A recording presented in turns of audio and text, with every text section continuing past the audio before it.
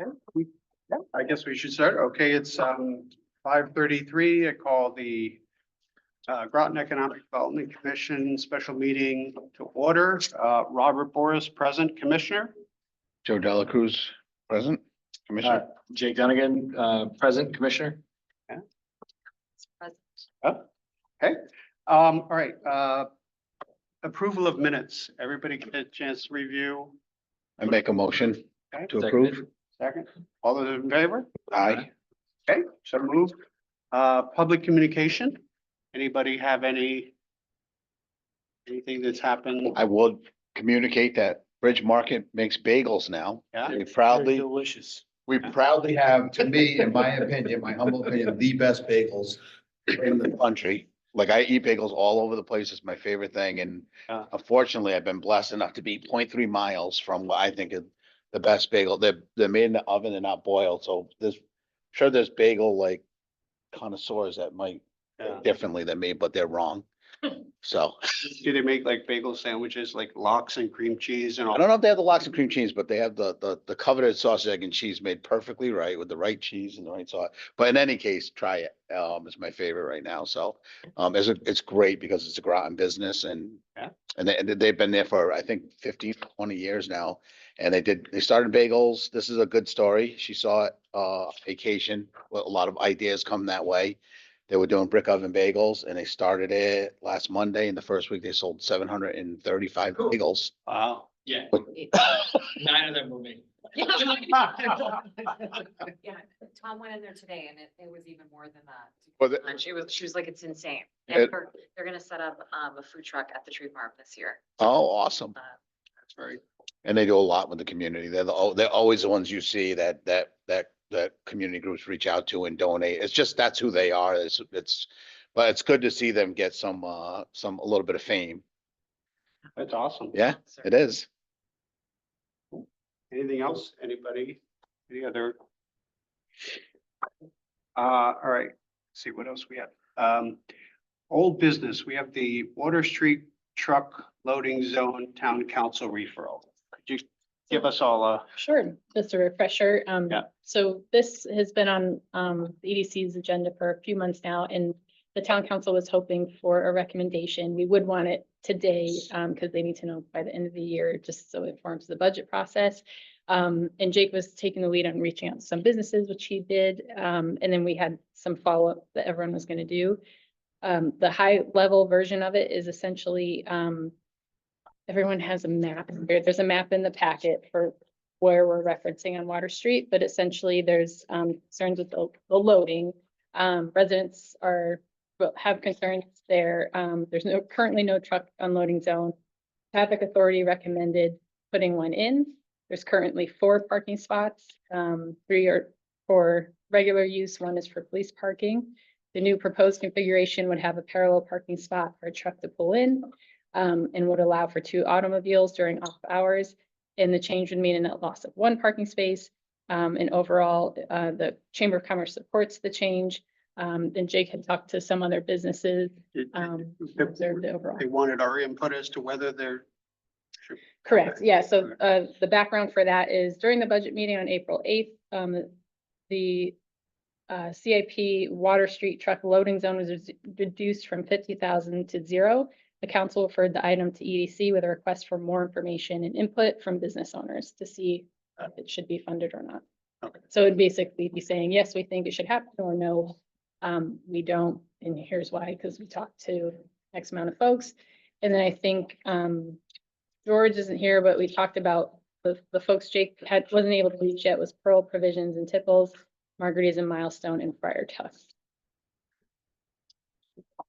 So, there's also a new one in there, Misfits now, which is, took over, for Barley. I don't know what, I'm glad somebody's in there. I spoke with, Pete from Milestone, Gary from, Friar Tuck's is their general manager. Pete owns Milestone.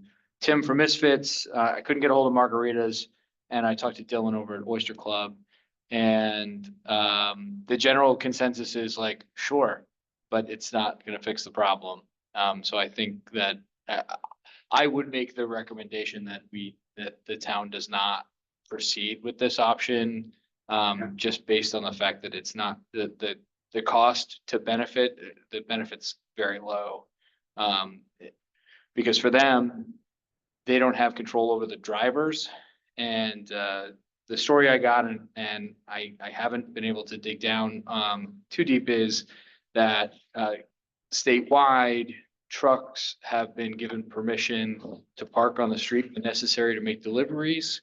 I have to find out whether or not that's just what these guys think, or if that's legitimate or not.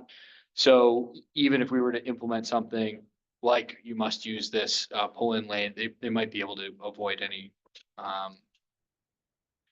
consequences anyway. Generally speaking, these guys were very much in favor of potentially a limited delivery time window, preventing deliveries after X amount of time. The police have been telling the trucks to get off of the sidewalk and park on the street itself, which makes driving through there very difficult. But, your first blush is like, that's kind of crazy, but then you think about it and it's much better for a person to be able to walk cleanly on the sidewalk and be shielded from traffic by the truck itself than for them to have to walk around and potentially engage with traffic that way. So in that respect, a crosswalk at the other end, there's currently a crosswalk right by where Misfits is, between Milestone and where Barley was, a crosswalk at the other end where Oyster Club is, like right where Oyster Club, Treehouse end, so that if there are trucks along that side right in front of Friar Tuck's, that people could cross, walk down. The biggest problem when I've been engaged with this, trying to get downtown, is when Pearl or Sift have trucks out front. Sift, for the most part, from what I can tell, gets deliveries around back. But Pearl, unlike Pizetta, it keeps that lot that they have chained. And so their deliveries have been coming on that side of the street. So what you get you get a truck on both sides of the road, and without anybody there to guide traffic, it just becomes a hole. Well, you guys pick your Yeah. favorite. Well, my first comment would be, obviously, if there's a public safety issue, there's a way to compel people to do it. But like you said, I mean, how are you gonna get the trucks to, I don't know the solution to that. I don't know what enforcement you could do to make deliveries use, this new slot that's there. So I don't know how to work around that. I'm not sure. I would be predisposed to agree with you about the recommendation. And who recommended it? It was actual DOT or a Groton, Traffic authority, I believe, the Groton Traffic Authority? I believe.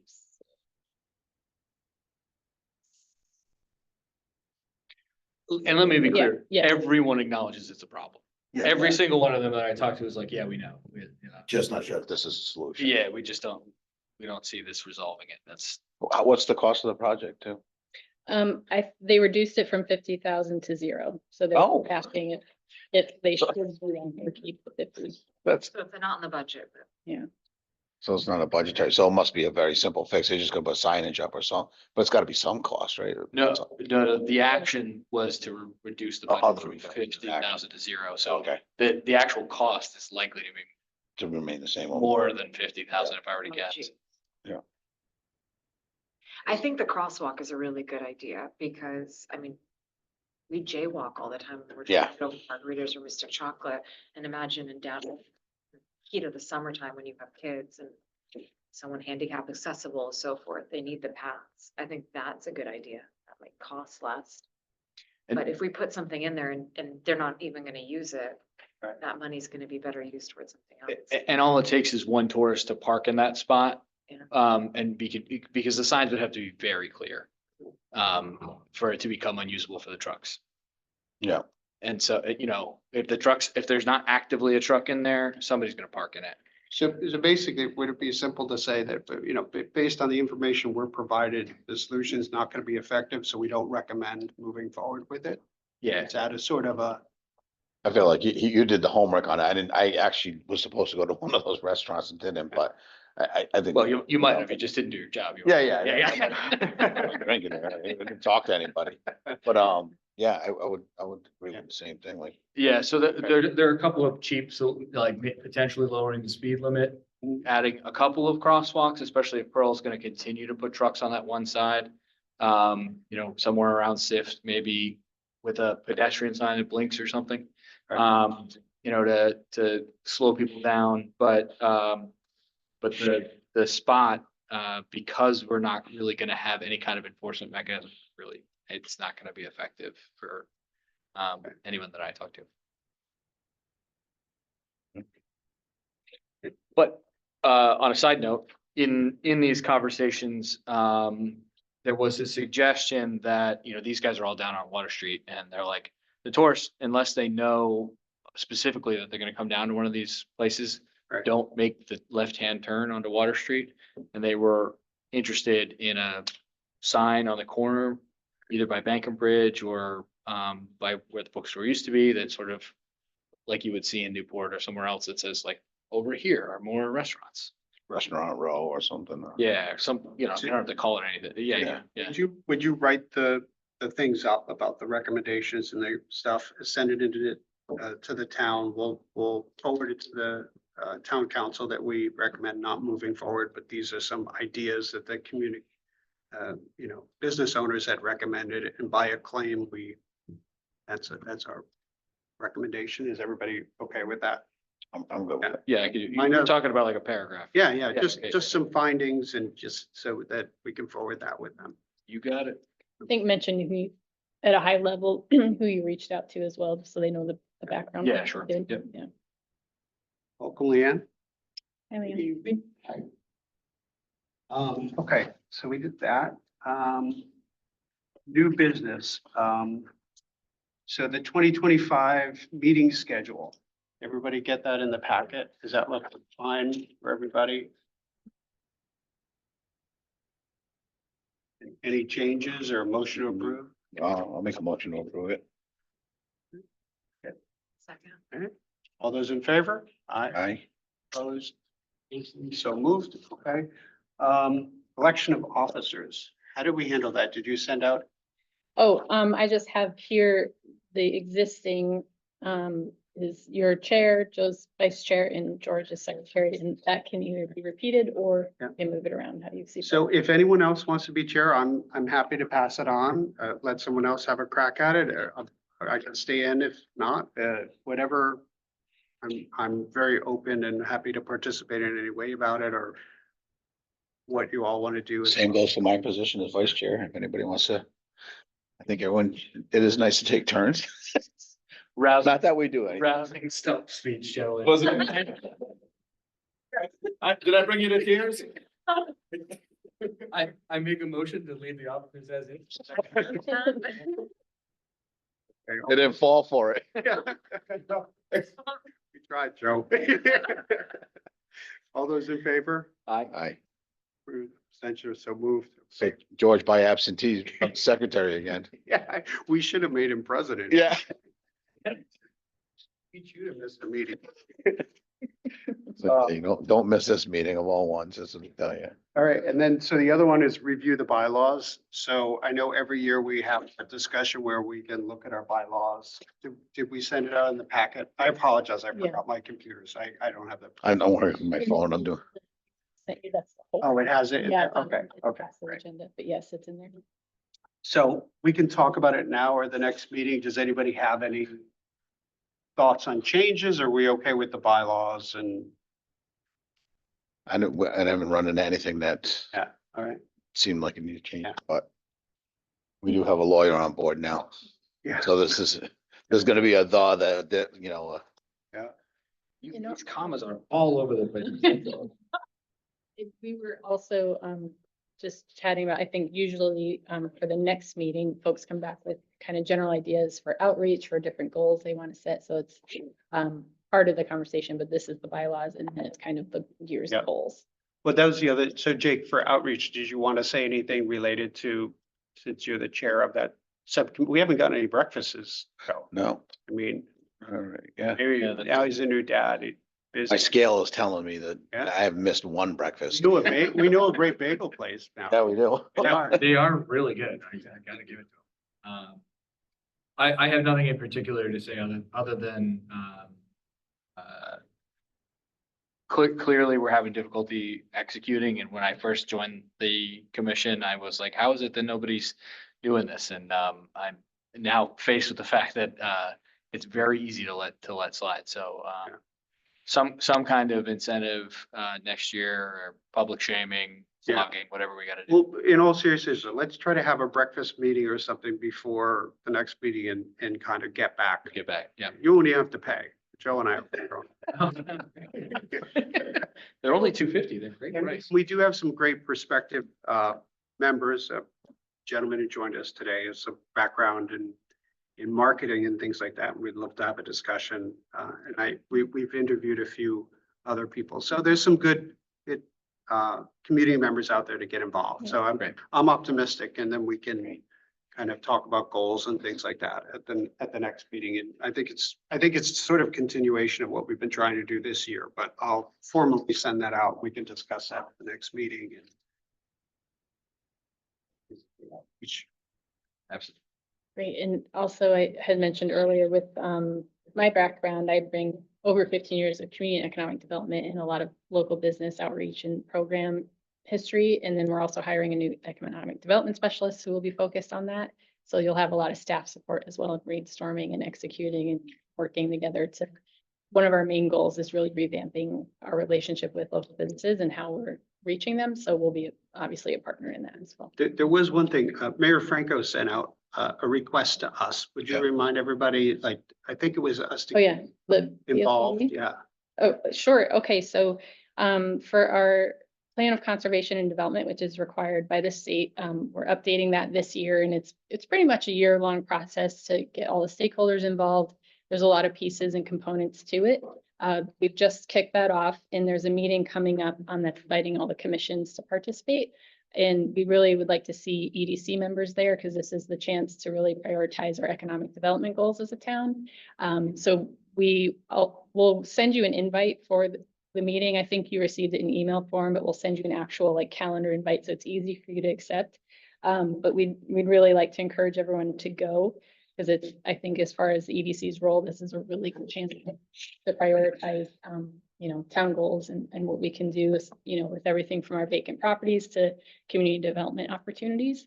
It is on November 25th from 4 to 5:30 when it's here. So I'll send that out to you, but. Yeah, and let me just speak through that. We really need us.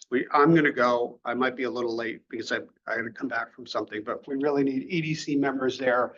Economic development. I've been pushing that the POCD has to incorporate economic development. We're about balance. So the more of us that can go there, show up there and participate in that, we're being asked to be there, to be at the table. So I just think. Name of the meeting again? It is the POCD Commission Workshop, That's gonna be where? November 25th at the Town Hall Annex, Community Room 1 from 4 to 5:30. And that email, that the mayor was asking about, I think specifically was, No, Oh, but that was also property. it was property. Yeah. It's because I just asked if what's the time crunch, because, right. and it sounds like that it's gonna be specific to the schools that they're trying to get rid of. Well, Pantea volunteered, so you're off the hook. Excellent. But we will need one for Pleasant Valley coming up shortly after that. So Okay, just to give you a brief overview, the town council recently updated their policy for selecting a developer for a vacant property. It's part of a larger comprehensive process to even decide, what we do with these parcels. But we're in the phase where we've issued an RFP and we'll move into the selection process for the best proposal and concept. The first part of that is a PRSC, Property Review Selection Committee. And their role is to vet RFP responses and select a short list that they recommend to town council. That includes, it'll be roughly 4 meetings. We're aiming for 3. We've just allotted the 4th just in case. And essentially it's a kickoff meeting, here's your roles and responsibilities, here's how you use your scoring sheet, here's your objective approach based on what town council has asked these responses to look like. Then you move into actually scoring those RFPs. Then we move into the first meeting, which is the discussion, deciding who's interviewed. You move into interviews, and then you collectively and collaboratively decide, that final outcome of who the shortlist is. It could be one, it could be all of them, it could be zero. That's up to the committee. And then that shortlist is proposed to the town council to then take it through the additional steps to get to a final proposal. So it's about I'd say a month and a half overall, but hopefully 3 meetings, potentially 4.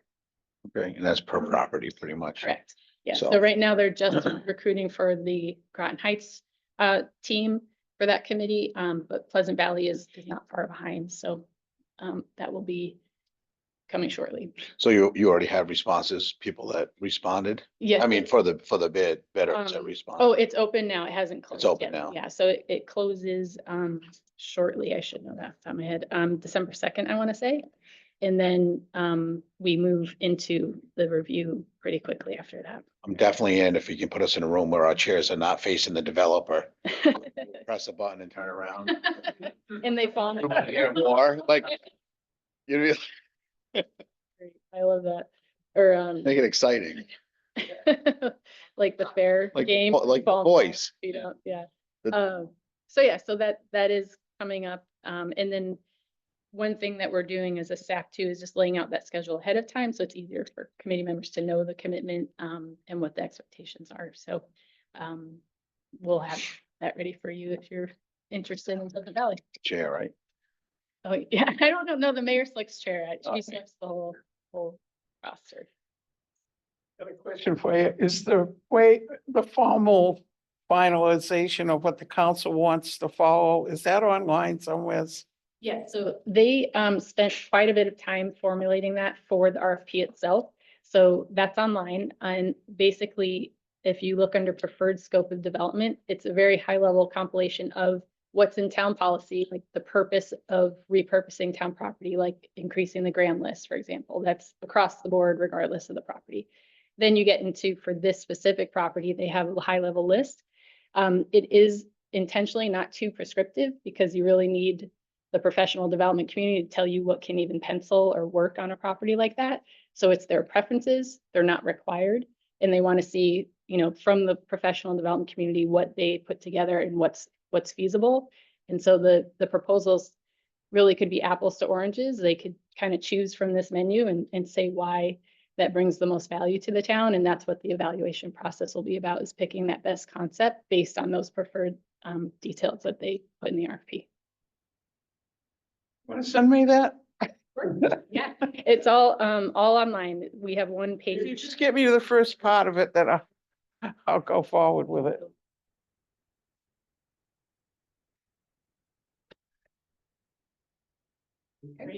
Staff reports? Sure. Just got it. Yeah, I skipped ahead. Basically, yeah. Sorry, I was excited to invite everyone to that. Okay. So for ours, you all know that we relaunched the Small Business Pivot Grant. I wish George was here because I have a huge thank you. He's been using the postcards. We got 2 back that said George told a business about them. We also created or added to our application just a how did you hear about this, so we can start figuring out like what's working, what's not working. And that was helpful as well. So we have 3 applicants right now. We have roughly 64,000 to spend. So the word's been getting out. It's really great. And thanks to George for using the postcards. And then for community conversations, we recently held a workshop talking about housing in general, housing need, housing affordability. And that was very successful. We now have another one coming up on November 20th. It's housing part 2, essentially, and just diving into that topic a little bit more. The purpose of community conversations is just exactly that, to talk about some of the tougher topics and really, have that conversation with folks, understand needs, also do some education around tough topics that are pretty complex. And so that second event will be November 20th. For our public property redevelopment, I just mentioned, we released the Groton Heights RFP, which closes December 2nd. We just released Pleasant Valley, November 5th, and it closes January 3rd. So we'll be working diligently on those. We held tours for Groton Heights, and now we do tours at Pleasant Valley next week with developers that are interested. And then we'll go from there on our schedule. So that is it. And then this is where I was going to invite people to POCD. So you guys know that as well. So that's our update for now. Okay. Awesome. Liaison report, anything? Not much going on, just a few things that the RTM, of course, is putting the final decision on for the different monies coming in. I'll take my liaison hat off for just a second and put my The beautification. floor is yours. Yeah. Can I borrow your glasses? No. We would like to have some sort of a joint meeting or a conversation or something. I've been chasing this pretty lady, but I haven't gotten a meeting with her, so I figured yes, you. Even your assistant took my information the other day and said, I'll make sure she's at your meeting. Oh, no, sorry, we responded about that. So Parks and Rec is the lead for that project. We can talk offline, but just so you know, we definitely responded. Yeah, well, there's no real project. We're trying to change our focus this year. We've done a lot of work. Cindy, who was the director of it, has done a marvelous job, but unfortunately she's leaving. And so I'm doing it temporarily because I don't want to lose the committee because they've done a lot of good things. But we'd like to take our focus away from doing the town buildings and work on downtown Groton. I call it Groton proper. So we'd like to have a conversation because I think the committees could help each other. And I'm hoping also to have Parks and Rec part of it because we were both working on the same project last year, and because we weren't working together, neither one of us accomplished it. So we need to find a way to improve our communication so that we'll know what each other are doing and get a lot more accomplished. So I'll take that hat off for now, but you got to meet with me. I think there's a misunderstanding because we did think that we responded. I would never just not meet with you. Were you talking about the murals and the sculptures? I'm sorry, Were you talking about the murals and sculpture beautification project? I can't hear you. I'm sorry. Murals and the sculptures. Yeah. I've got a lot of that worked out with John. We're not in the desperate situation we were in before. But like Rex wanted to do the mural. We wanted to do a mural. We could have had one up. And then also there were a few things that fell through on the contracts so we couldn't put out for interested people because you can't do anything without showing them what the agreement would be should they decide to work with us to bring in a sculpture or to do a mural.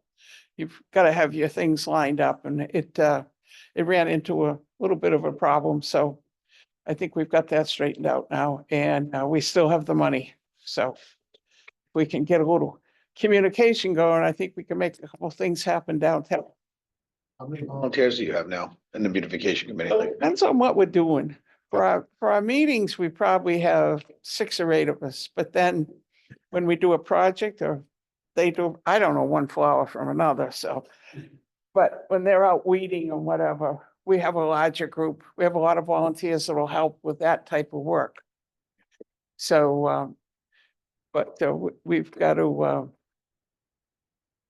organize it a little bit more. And also, we are trying to work with the merchants. We want to talk to the merchants because our hope is that we'll get some nice plantings down there this year. We'll get it decorated for Christmas. We'll make it look like there's a Groton proper. But it's going to take everybody working together to make it happen. Thank you. I don't plant. They meeted me one time. They wrote me into it was my neighborhood, so I had to help, but. Yeah, they just tell you they put the flowers in the ground and tell you where to put them in, which is what I need direction like that. Are you near the circle? You're not near the circle. Well, yeah, that, we did both the circles in the neighborhood. Yeah, because they stopped watering them last year. We never watered them. Oh. No. We had some neighbor that was supposed to water them, because they do, we need water. Yeah, we have one neighbor, it's funny, because in one, they're both in the same neighborhood, just on opposite sides of one road. And one neighbor's on this side took interest in it. And the other one, we had to take a guy that needed time. It was some community service time to, Oh, yeah. and almost mow it. Just, it's all about volunteer, if anything. Huh? Right. People have to do it, so we were so proud of it last year and one overgrown, but they both look good now. Good. But it's all a matter of getting, because once the beautification comes in, you can't. It's gotta be Again, neighbors that keep it. I'm trying to get a list to get together of the places we're supposed to be taking care of, because I don't know, it's all in Cindy's head. Yeah. You know, so once we get it organized a little bit more, you know, because we can assist with their water bills if they're watering plants to keep it looking nice. You know, we don't want somebody to have to pick up the cost of doing that, but if they'll do it, you know, we'll work out a program, or something, but we gotta get the list together. We gotta do something besides the police station. It's also, remember, I put flower boxes in this year. I'm like, oh, this is beautiful. I kept forgetting to water them. Oh, yeah. It's not in the habit, right? But like, why are you looking well? Oh, it's water. Anyway. So if killing a plant was a crime, I would like, Yeah. I would definitely be on death row. Yeah. Bad. Do you have my card? Defend me. I definitely, I was the guy that killed that plant. All right. Anybody else have anything else to share, want to talk about, discuss? Just quickly on the Groton sale, we are moving forward a little bit. It seems like, I mean, we've raised quite a bit of money and it's looking like it's gonna be almost $2.4 million for the whole project. Wow. And we're about $750,000 short, still working. So you're gonna start seeing signs up at businesses. We're gonna trying to get a final push because it's getting to the point where we're hiring contractors now. And so you do need money when you start hiring people. So just to keep that in mind, you're probably gonna hear some pleading. So is that your wallet in your pocket? Oh, it is? It's empty? That's usually how I ask. Just put my president of Rotary hat on. We were glad to sponsor I think we bought a tree. You did? $10,000 tree. Yep. We were very happy to do that and challenge other members of the community to. Hillary took that as a challenge and Hillary bought a tree. Yeah. So our company bought a tree. So we still have, I think we had 20 trees available and 3 are down. So you got Rotary did one, Hillary and Yeah. one of It's the a tree. 10,000, but it's a plaque there for a lifetime. Yeah. We have a lot of different ways. I'll talk to you. I got all kinds of things I can sell you. Pavers, trees. But the trees are it's significant. Great, yeah. It is. It's actually it's not an investment. Obviously, we're doing great things for the community, but it's a great to have a plaque there to present to the community. I always shared when we were talking about at Rotary, I shared with people, that's how I learned about Rotary. I saw Rotary signs around town doing nice things when you drive into a town. And so it's a good way to be top of mind. Yep. You know, whether it's a company or a philanthropic organization, you know, the Elks Club could do one. I don't know. Yeah. But- So if anyone wants to buy a tree. Yeah. Or a paver, pavers are more affordable, Yeah. but they're really cool. Well, the EDC, we did a paver. Right? Yep. We're good. Very proud of that one We too. need a couple more. Yeah.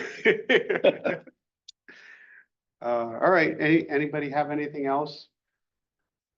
Were we gonna meet this gentleman tonight or? You're welcome to, he just joined us this evening and welcome to share. Sure, thanks. I talked to John about possibly serving on the commission. I'm currently on the RTM, he can be on both. I do have somebody who will replace me. So I'm gonna keep, I retired in June of 23 from the College of New Jersey, which is a public institution outside of Trenton in Ewing. I was the dean of business school for 9 years. And then we were having a new president come in, so the old president asked me to be the interim fellow for 2 years. That was, and all the deans and other people reported to me, so that's about a $350 million annual budget. The business school, which is more where my heart is like 40 some full-time faculty, another 40 part-time, about 1,200 students at the time. It's now about 1,500. When I got done with that, I had a sabbatical, and then I finished my last 2 years as a full-time faculty member. Prior to that, I was at Quinnipiac for 11 years. I was a professor there, and I was the associate provost for 3 years, which got me this taste of administration. And then also got us up here looking at Mystic. Long story short, my wife was like, I really like the Mystic area. I want to retire there. Like, well, as long as it's not Florida or Phoenix or something like that. Do that. Hot spots.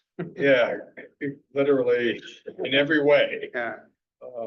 And so, prior to that, I was at the University of Kentucky in Lexington for 7 years. Prior to that, I got my PhD at Michigan State. I was on a long path. A lot of people get their PhD when they're in their 20s. I got mine when I was 39. I'm a veteran of the U.S. Coast Guard. I served I joined when I was 17. Served for 4 years active duty. Halfway through, I married my girlfriend when I was 19. Last year, we celebrated 52 years. Oh, congratulations. So it's like, It's gonna work out. It's always the 55th year. Still won't let me load the dishwasher, though. Where's the trust? No, you can't load the dishwasher. You said you were only a PhD, right? Yeah. It's not dishwasher material. So, we have 2 sons. One is a software engineer at Amazon out in Seattle. And the other one, coincidentally, had lived with his wife and our grandson in Taiwan for 5 years. And a year ago, June, they moved to Westerly, which is great. Wow. Now they're like 20 minutes away from us. We see them at least weekly, or we have an 8-year-old grandson. And so life is good in that way. I'm still active in the sense that I still do research. I'm working on another project right now. I'm actually an expert in multi-level marketing and pyramid schemes, if you know what those are. In dismantling them, hopefully. Yeah, I've been an expert for the FTC, the SEC, the DOJ, a couple of states. It's hard because they're everywhere. So I do some writing on that. And I'm just actually now talking to TC&J about maybe teaching an online course once in a while. As a state employee, when you leave the job, you can't do anything for a year.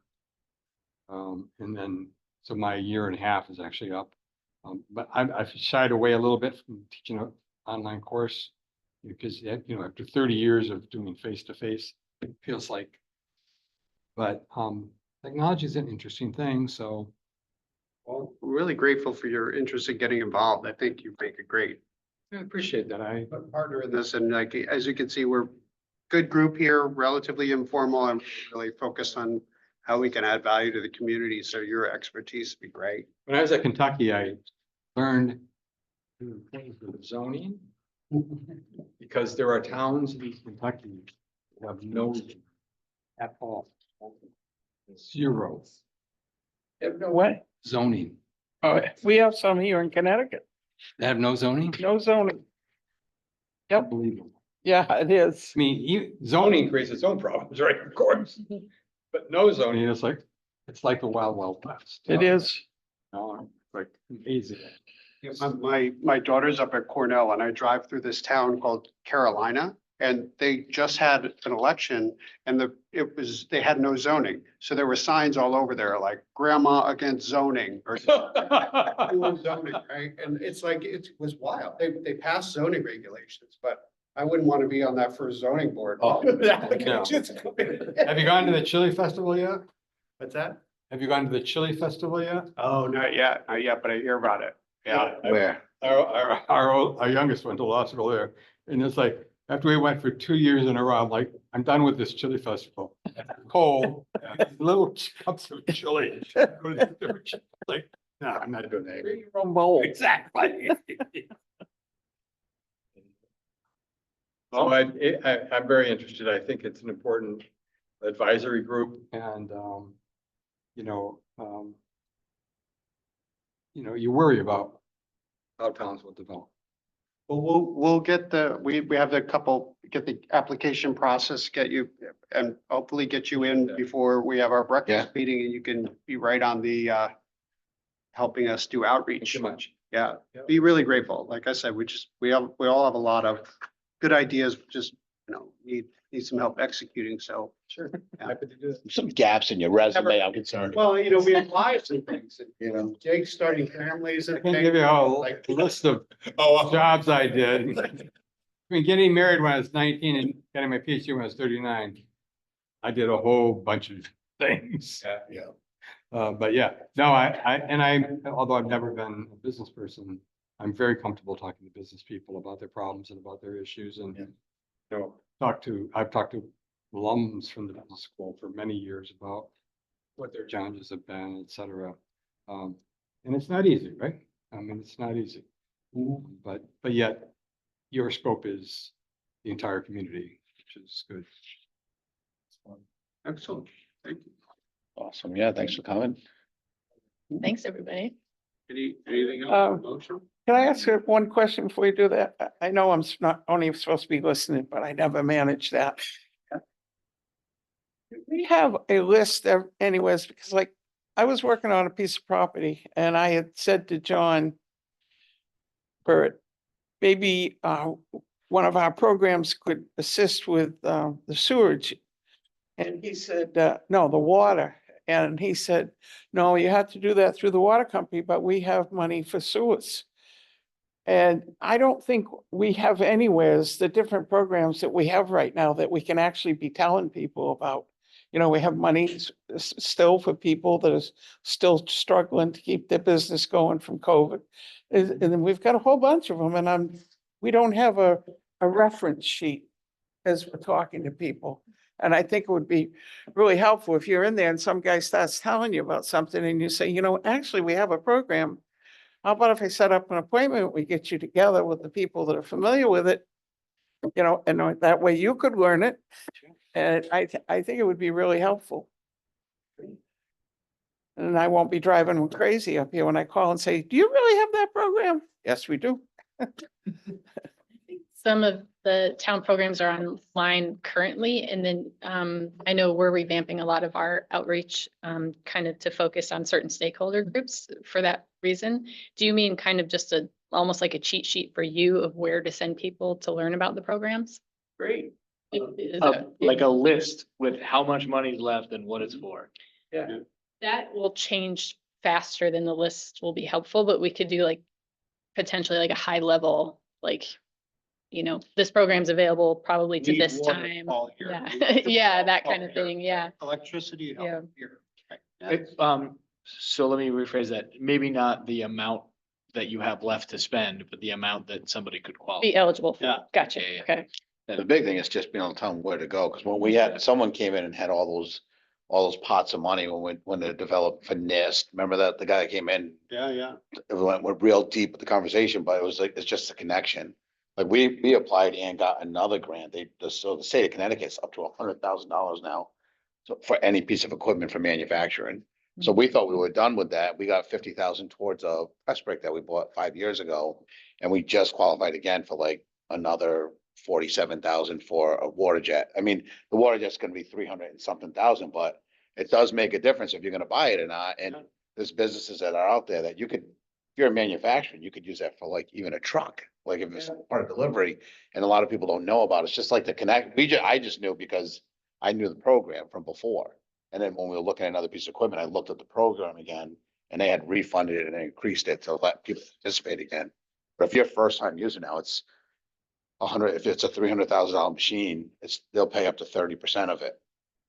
Up to 100,000. So you literally would buy that machine for 200,000, which is significant. That's town or state? That was state. Oh. It's the MVP. That's a state group. So that's mostly we've been doing with the state. I think the town ones don't fit us that well. Gotcha. But I think they have some for small businesses, though. That would do. be helpful. Yeah. But when you don't know where to send the people, it's hard.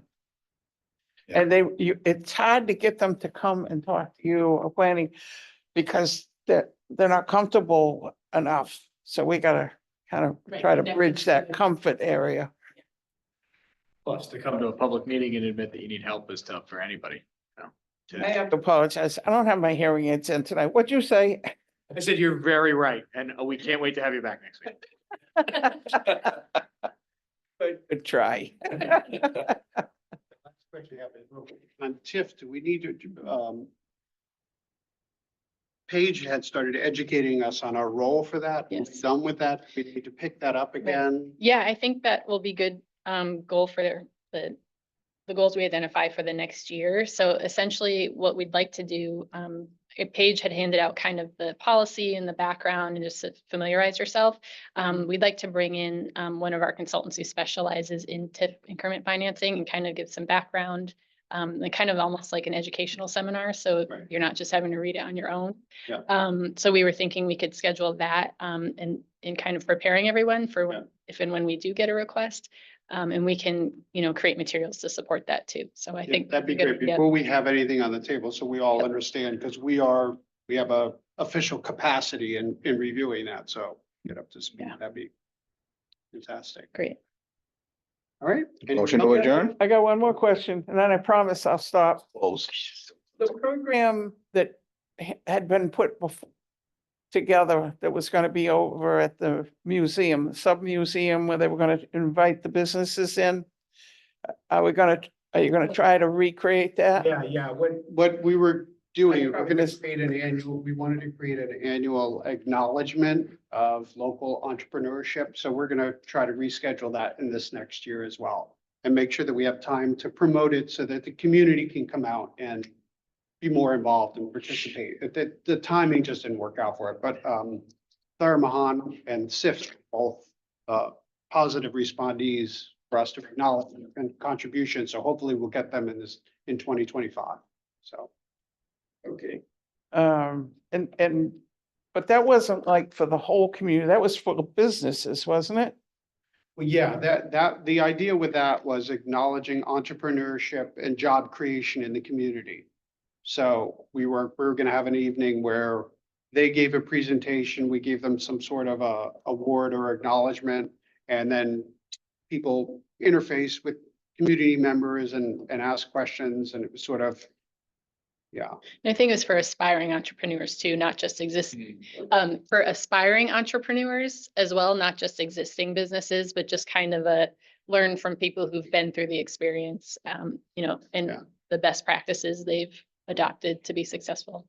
Well, I know that one of the thoughts he had, or one of the, at least I thought from our conversations, is he wanted to try to recreate the GBA again. And that was some of the purpose of that meeting. That wasn't the one at the Sub-Force Museum. That was. Okay. Yeah. Well, did we have something that they were gonna do to try to get the business people meeting again? We can, we don't have really the bandwidth. I mean, if we can find, I think we discussed this before, if we can find people that want to do that as the EDC, we'll be very supportive and add resources to it. But I don't know if it's something we can put on our calendar to sort of take up. Yeah, and I think part of it was not reinventing the wheel, but more partnering with already existing organizations that are doing that work. And there already are liaisons that actually are invited to these meetings, so maybe it's revamping that relationship. But we wanted to be careful not to just try to recreate a business association when there's so many successful folks doing that already. With that said, we do have a gentleman who's joining us very soon that might have a lot of energy.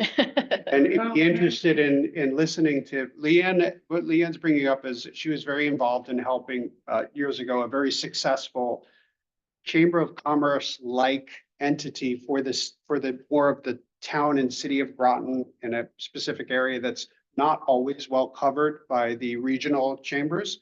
And it was successful and did a lot of great things, and there's sort of a gap there. And so we're trying to figure out how to. Is there SBDC around here? Small Business Development Center? Yes. Yeah. They do a lot of good programs. Most of them are on Zoom now. Where are they located out of? Yukon? I think they're in New London, aren't they? But their funding stream is. Yeah, funding stream Yeah, is they're, UConn. the employees are at UConn, yeah. 'Cause we had one in my, I mean, again, in New Jersey, their funding stream came out of Rutgers, but we had an office in our business school. And they did that. They recognized entrepreneurs, they recognized other things in the community. There was always an annual luncheon, that kind of thing. And it didn't, I don't think, detract from the chambers, because there's also a bunch of chambers in that area. But definitely focus on obviously small businesses and the community development. It's a good conversation. We'll pick it up and get back to discussing it. So the chambers here are Mystic and Eastern. Greater, Eastern Chamber of Commerce, yeah. And, Oh, and Ocean to an extent, yeah.